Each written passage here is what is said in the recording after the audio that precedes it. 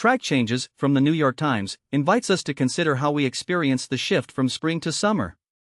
Author Melissa Kirsch notes that Memorial Day falls on Monday, May 25th and Labor Day on Monday, September 7th this year, giving the earliest possible Memorial Day and the latest possible Labor Day, and therefore the longest unofficial summer stretch in the Northern Hemisphere. She describes the holiday weekend as 3 days to ease from one seasonal mindset into the next, even if it feels too soon.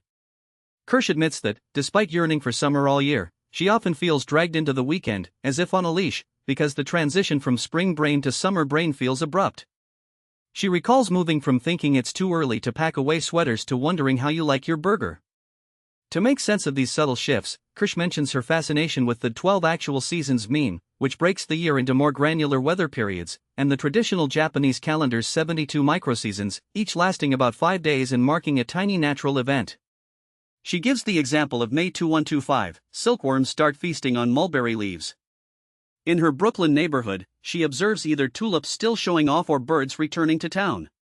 She also notes the personal, internal microseasons, the 4 days in July when the air feels exactly the same temperature as her skin, leaving her unsure where humidity ends and she begins, and the current hyper-optimism of summer's launch, fresh from the flash of grief for spring's brevity.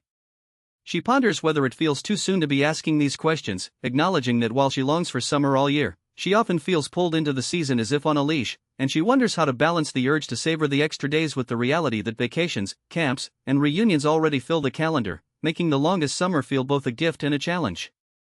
Inspired by these observations, Kirsch proposes a simple one-line journal, recorded whenever she senses a shift, to turn fleeting impressions into a calendar that anticipates and follows microscopic variations both outside and within.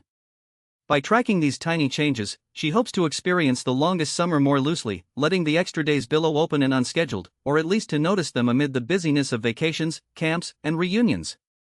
She signs off by inviting listeners to pay attention to their own seasonal cues and perhaps start their own micro-season journal this year.